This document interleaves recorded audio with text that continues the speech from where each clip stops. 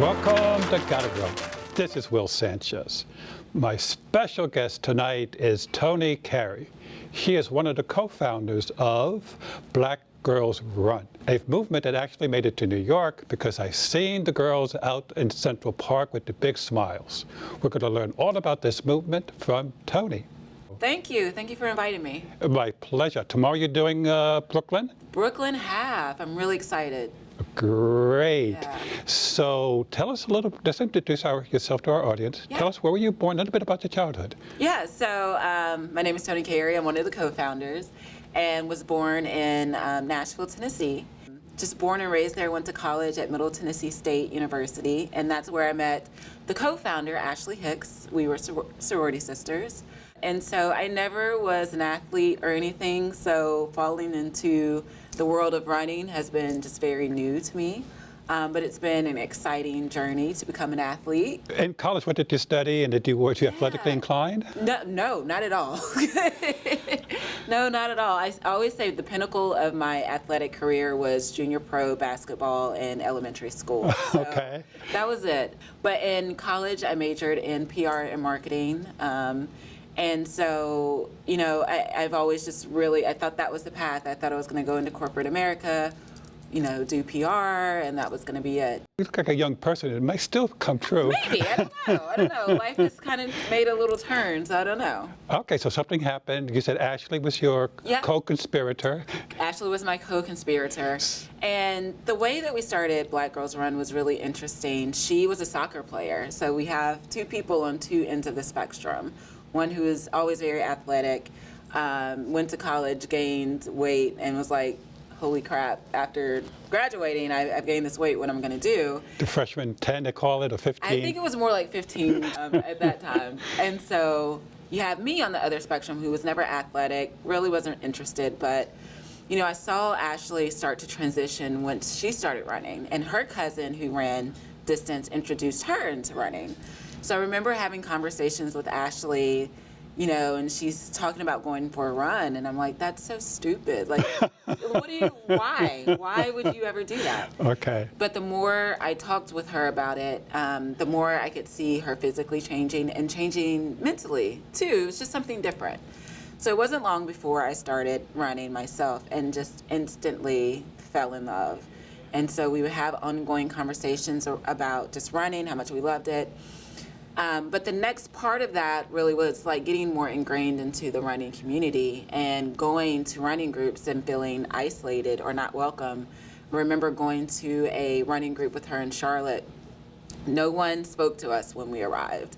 And it was almost like someone wanted to ask, like, are you sure you're in the right place? Like, you know, what are you here for? And we're like, oh, we're here for the group run. Yeah. So it was just very unwelcoming. And then, you know, I would do road races. I did my first road race in New Jersey, actually. And I remember standing in a sea of people and just looking around and saying, wow, there's no one that looks like me here. And I felt just very disheartened by that because running was something that I loved so much. Mm-hmm. And it was a very isolating feeling. Interesting. Yeah. And so we started blogging about how much we loved running and why weren't other minorities out there, and created a following and had a meetup in Atlanta. People flew in from all over the country, which really shocked us. We were like, wow, people are actually reading this stuff that we're talking about. And they all wanted a Black Girls Run group in their city. They really loved the idea of having other women who were like-minded in their own community that they could go for a run with. And so we put a call on the blog and said, hey, if you want to start a group, you can. And the emails just, flooded in. We were really shocked. Okay, so when was the first event that was Black Girls Run? In Atlanta, you said? Yeah, it was in Atlanta. So the blog started in 2009, and then we launched the running groups, I guess, like 2012? Okay-ish. And we had the meetup in 2011. So we're babies at this. Well, I haven't been able to run to Central Park for the last couple of years, but I've watched the photos of the races, and there they are, Black Girls Run T-shirts, Yes. big smiles. And I said, Yes. I've never heard of this group. Yeah. So the movement has made it to New York. So there is a chapter here because the photos prove it. So did you start a foundation or nonprofit? Or? No, it's funny. We were just feeling our way through this whole thing. We thought we were just going to write a book, and that was going to be it. And it was really fun for us. So we're still for-profit. We're a for-profit entity. But we believe that you can still do good, whether you're for-profit or nonprofit. Okay, of course. And so, people were just really intrigued and I think inspired by what we were doing and wanted to help. Well, of course, Yeah. of course. I mean, the name's intriguing, Black Girls Run. In cities across the country, women are tying up their laces and hitting the pavement to join the Black Girls Run movement. Co-founders Ashley and Toni are on a mission to see African American women become more active and lead healthier lives. When I came out to the first Black Girls Run group meet, I saw women who looked like me, so I was like, okay, well, let's try it. And it was just gonna be a group of me and Toni, so I was like, let's call it Black Girls Run. It was just these two Black girls running. And so from there, we're like, we should blog about this and just really be able to have an opportunity to give information to our community and our friends about running and being healthy and working out. Ashley and Toni's creativity inspired thousands of women, and their Black Girls Run blog went viral. That's awesome. Running groups started popping up all over the country. While Black Girls Run members shed pounds, they're also transforming their lives. Black Girls Run saved my life. I've lost right about 90 pounds. 2 of my children now run as a result of me running. It makes me feel more of a mother, like I'm really showing her an example of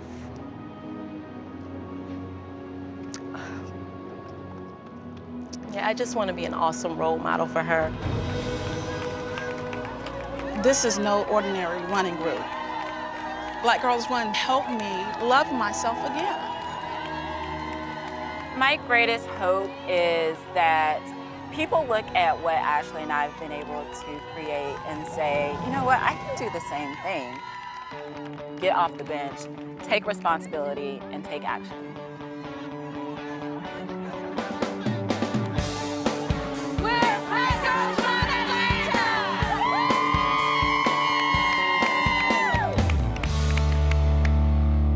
The statistics on African American women are horrible. 80% are obese or have some kind of physical issues. Yeah. And so this is one of the reasons you want to address that. Yeah. It was, I think 50% our love of running and wanting to share that with people.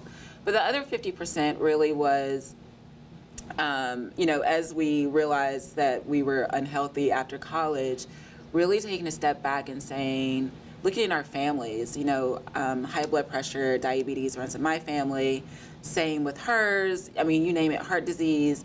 We all can attest to these things in our family. Yeah.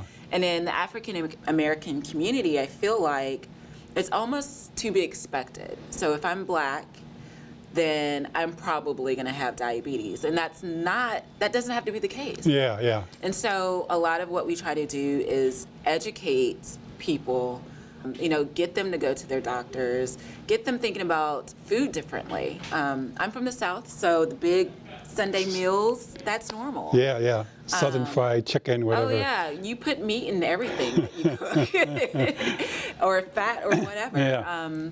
And so to get people thinking about, okay, I can still have the flavor, I can still have the soul of food, but maybe we can make some tweaks here or there. Yeah. Now, you said you're for profit, but you don't charge anything for members to join. No. So you make your money, I think, through selling your clothing. Our merchandise, yeah, which was another surprise for us. Our merchandise, and we host events, and we have great sponsors that support us. That's how we keep things sustained, or the business is sustained. And we wanted it to keep it free for everyone because we never wanted money to be a barrier. Yeah. You know, anyone literally can go out and run, and Yeah. that should be accessible to Yeah, everyone. yeah. Well, to discover you like the better shoes and the better outfits, right, and the and money so, comes in. yeah. Oh, yeah. It's a line item in our budget at home. It's running budget. So. Oh, so it's a movement. You have chapters across. How many chapters at this point? So we have 70 groups across the country, pretty much in every major market, and then we have about 150,000 members Oh, this Yeah. is just in the United States. in the United States. And So you we're- think it might go into Canada Oh, and yeah. other? Yeah, that's my plan for the latter part of this year is to. look at Okay, what cover other your future locations. challenges, you and Ashley together on this? Yeah, yeah. Oh, so the New York chapter is relatively recent because 2 years ago, I didn't see any black girls run T-shirts. Now I see them all the time in Yeah. the photos. So how did the New York come about? You know, New York actually was one of the first groups that we started. Ah, you were. Yeah, Ashley was living here, actually, so they would go run. I actually remember coming up for the New York Roadrunners Mini 10K one year, and we had a pretty big group. But you know, I think as words start to spread and we started to get more attention, then the ladies, you know, became more visible and definitely more vocal. I mean, you cannot miss them when you go to. I know. It's impossible. Yeah. Well, I guess they decided to wear the Yeah, clothing, the to shirts. the Yeah. shirts, and to become part of the tribe Yeah. movement. Yeah, yeah. And I like that word tribe because it really is, I think it really is a great sisterhood of women that really care about what you're training for. Like everyone wants you to do well. Everyone wants you to be healthy and live this, you know, just a good lifestyle. 'Cause that's what it's all about. Yeah. It's called Black Girls Run, but you welcome all females, all Oh, yeah. women. Absolutely. Our only rule is no men. So that's it.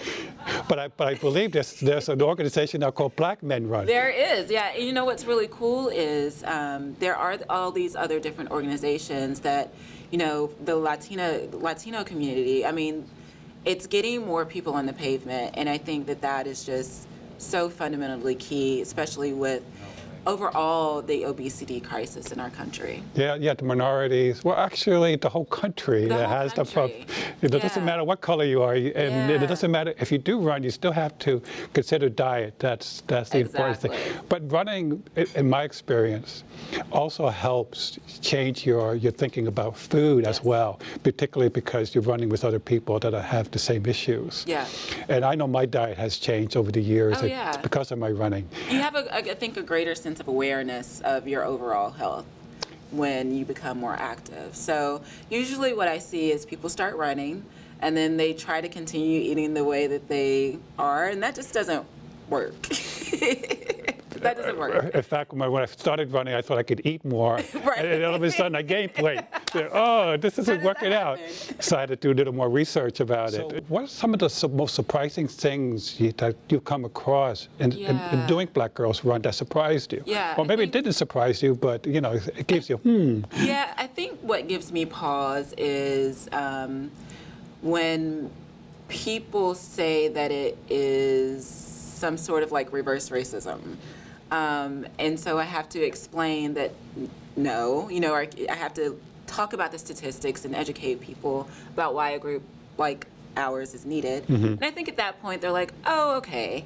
But I think the first reaction is like, oh, they're trying to exclude me, and that's certainly Yeah. not what we want to do. yeah. You probably heard of the organization Back on My Feet? Yes, yes. And I had Ann Malum here. She's the founder of the group. And she said something very interesting to me. Quick anecdote, it'll take 30 seconds, but we had our first women's team in Philadelphia, and we started this team in the winter. It was cold, and one thing that we usually ask in the morning is, anybody have anything to share, to say? And the men are always like, no, let's go. I want racing and my running and see how fast I can be today. When we asked that question to the women, all of the hands go up. So we were, realized that this is really an emotional support system for the women. How can we sort of alter our program to be still exercising, but making sure that we are exploring the more communal side that the women were looking for from Back on My Feet. So I guess that's one of the reasons to have the support group, so that women could talk to other women about the issues that are important to them rather than always about the mile. Right. I think there's something innate in women that makes us want to form those relationships and those bonds. And I think running and that kind of go hand in hand. and I've seen some of our ladies. Like, I've been at some of our events, and I meet two ladies, and I'm like, oh, so you guys know each other from, like, childhood or friends? And they're Right. like, no, I met through Black Girls Run. Yeah. And that's amazing to me that they probably hadn't met each other prior, but have just formed this relationship or friendship online, and it.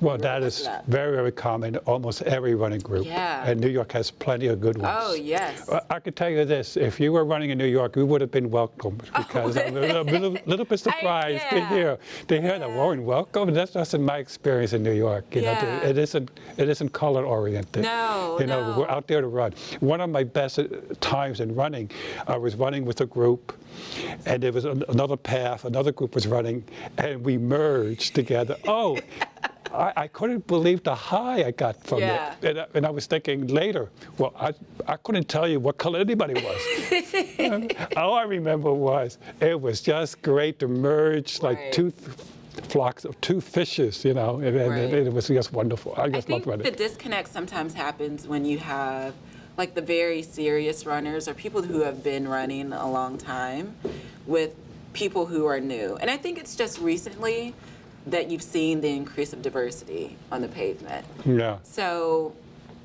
you know, hopefully now it's not as a surprise for people. Well, during the Olympics, you see the women runners, the majority of them are women of color. Right. I mean, women of color excel at speed, but you are underrepresented. You know, you go to any race. Right. There aren't a lot of African Americans that run distance. Preferred distance. Yeah, I just had Phil. I should ask him. Ultra marathoners are primarily, I guess, males. Oh no, there are some really good females. Yeah. And so, you know, this past couple of years, it's been the first year that just, you know, from a diverse perspective, women have outnumbered the men. In terms of running, In terms of running. And also now the over 40 crowd. Yeah. It's the largest group. But there always been role models in the Olympics. But I guess because the Olympics every 4 years, you sort of doesn't really stick. It doesn't stick. Yeah. No. So you don't see the role models. You know, it's like, oh, the Olympics. Oh my gosh. In fact, one of the first athletes I ever met before I started running was the great Wilma Rudolph. Yes. Believe it or not, I met her on a cruise ship. Really? We happened to sit at the captain's table for some reason, and I knew her, the name, because I watched the Olympics. Right. And she was there with her sister. Oh, cool. Very unassuming woman. Oh, nice. And she was, you never would have thought that she was a champion. An Olympian. An Olympian. But it was great. I was thinking, oh, geez. Now, you mentioned tomorrow you're running the Brooklyn Half, but that's not a Black girls event. That's something you're doing for yourself, right? Yes. I've heard so many great things about the Brooklyn Half. I had the opportunity to run this year and took advantage of it.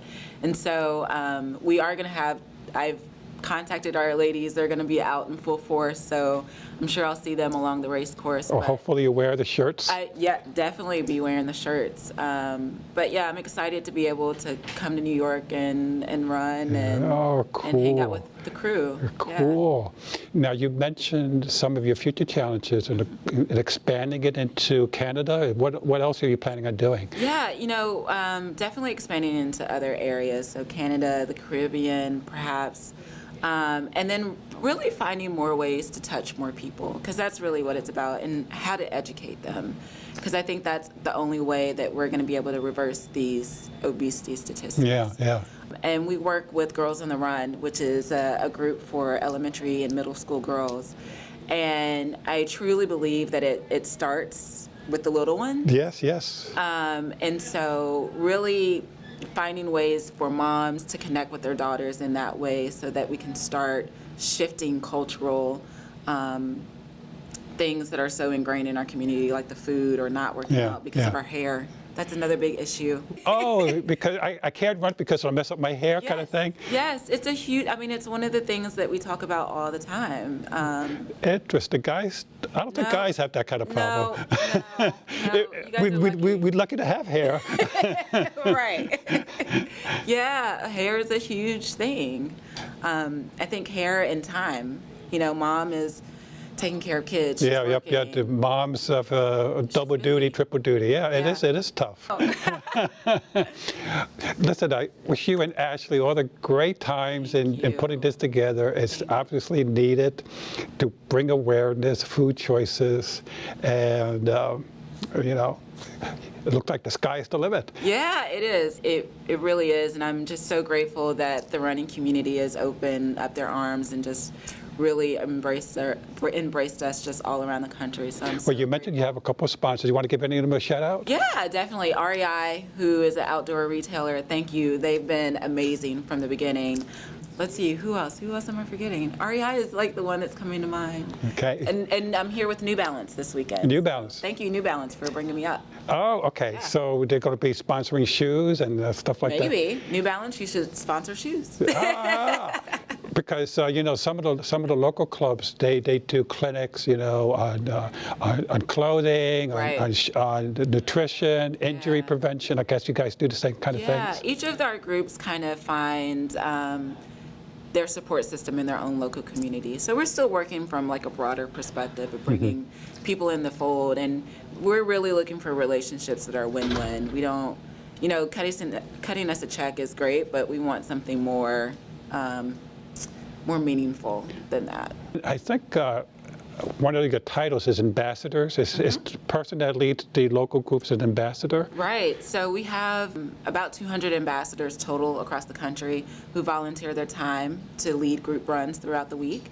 Here in New York, I think we have about 5 or 6. Ambassadors? Ambassadors, and you can reach out to them anytime, find out a group run. Oh, okay. So do you have groups in the 5 boroughs, or is it Manhattan, Bronx, Brooklyn? So when you go to our website, it'll say New York, but they're running all over. They're running, all over in the 5 boroughs. Excellent. Well, besides Black Girls Run, is that a full-time position for you? Yeah, so I quit my job, I guess it's been 3 years ago. So this is what you do full-time? This is what I do full time. I do some freelance writing for Runner's World, their new women's site, Zelle. Uh-huh. But BGR is what I do. Oh, and Ashley is your... As well, As yeah. well. I think you have a marketing person as well. Yeah, so we have some contract workers that fill in, but Ashley and I are the only full-time people, so we have a lot on our plate. Okay, and you got these 90 ambassadors, you say? So 200 ambassadors. And do they report up to you? Yeah, so we have 200 ambassadors. Then we have 4 regional ambassadors, and they're each responsible for a set group. And so then those regional ambassadors work with me to create a strategy for the group and where we're going to add groups. And Interesting. Do you have a board of directors? We don't. We're definitely looking at ways, again, to make the organization more sustainable. Yeah, that's interesting. So how did you come up with this structure, you know, with the ambassadors, the regionals? Did you just read a book, or? No, it just happened organically. We knew we needed some people to lead the groups, and so we said, why not call them ambassadors? So that's when we had the ambassadors. And then once we started adding more groups, it became overwhelming. And so we were like, okay, we got to get somebody else in here to help us manage the groups, and that's where the regional ambassadors came into play. Okay. But this really has been trial and error, as I guess most entrepreneurial ventures are. But it's been a ton of fun. Oh, for sure. excellent. Good luck tomorrow. Thank you. And thank you for coming in. Thank you. Yeah, Thank you so much, It's a pleasure. The way we got to know each other was through the Harlem Half. I'm so sad that that's not happening. I think everyone was really excited about that. I know our girls are really excited. When I first heard about the registration opening up, I heard about it on the weekend. Registration opened up on Monday. On Sunday, I told everybody I was signing up. Opens up at 12 o'clock. And Monday morning, I got several emails saying, you know, hold on, something is wrong. And the more I looked into it, the more alarmed I got. I just interviewed Senator Bill Perkins a few weeks before. I mean, I've known Bill Perkins as a senator for a while, but we've never met, so I had a connection with him. And this was happening in his backyard, and I said, oh, you know, I have to reach out to Bill. We have to find out what's really going on here, because all the scuttlebutt was like, this is not happening, you know, something is wrong. And so luckily, he looked into it. The promoter was trying to reach him, but the senator gets all sorts of solicitations. Right. The funny thing when I told him about it, hey, did you hear about this Harlem Half? He got excited. Then I said, well, the thing is, it may not be happening. He said, oh, He said, does he have the permits? Then he started thinking. It's funny because I had contacted Mr. Jenkins. Yes. And said, hey, I think this is great. I would love to bring the girls up, bring everybody in this could be on our national race calendar. And I never heard from him. I was like, okay, and didn't think anything about it. Then ran into him again at Running USA, but he didn't introduce himself. And so I was like, okay, well, I didn't really think anything about You're such an approachable person. It wasn't you. No, it wasn't me. And then Jonathan called me and was like, hey, I don't know if you're involved, but I just want to give you the heads up. Yeah, John's a smart guy. Yeah. So it's very sad. Yeah, it's been canceled. Senator Perkins met with Mr. Jenkins. Jonathan and I met with him as well. And Mr. Perkins, Senator Perkins, I should say, made it very clear. You're not doing this. You're refunding immediately everybody's money. Yeah. And no he one's did. heard from him. He did. He refunded everybody. Is there a race in Harlem? The 5K Percy Sutton, so New York Roadrunners. Okay. So that's a legitimate race. Yeah. And whether there ever is going to be a Harlem Half, that'll be very difficult to do because it's very expensive to close streets in Manhattan, and especially in Harlem. That's a very vibrant. That's when I heard that I was like, wow, somebody's putting some money behind this. It's be very expensive and. So unlikely, but the 5K lives on. Well, there you go. There you go. Well, thank you.